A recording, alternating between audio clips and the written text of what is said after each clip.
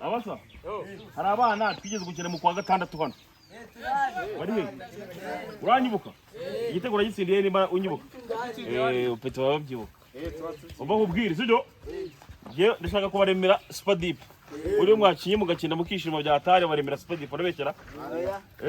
Muri bangahe? Muri bangahe? Urasa baremura. Muri bangahe? Wewe twarakinanye. Banzo yaraka aho twakinanye cyagiye. Aho twakinanye bose bashye ku murongo hariya. Sibyo?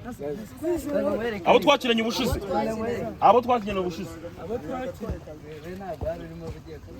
Aho twakinanye ubushize batabaje hariya yibwiriza. Aho twakinanye ubushize. Ababyibuka.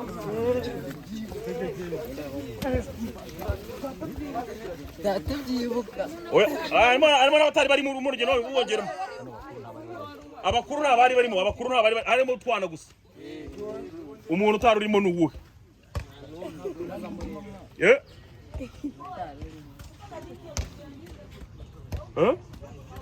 Nta numwe muri aba ngaba. Abasa. Muzana mwese. Sibyo?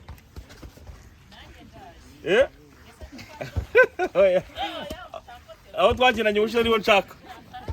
Ngiye kubakubita inoti ya gitanu. Siko bimeze? Inoti yangahe? Ya gitanu. Muyisangire mwese nagira umuntu uryo ndi, sibyo? Ndayihereza ndi.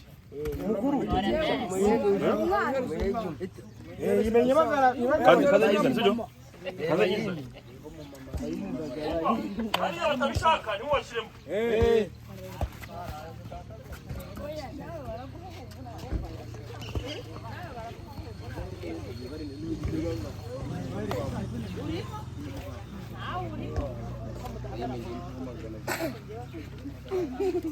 Wamo masana warimo? Oya. Nagira ngo nawe urimo.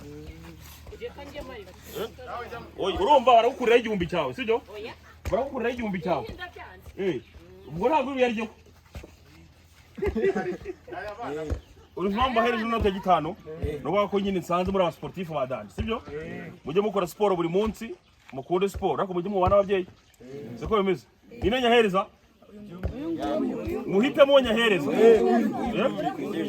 Niyo nyahereza bakwita nde? Juma. Ire Juma niyo nyahereje. Ntaba ari ki? Siko bimeze. Samwana ndigendeye. Ndabwira babana. Cyane cyane abo twakiranye, sibyo? Sawa rero. Sawa.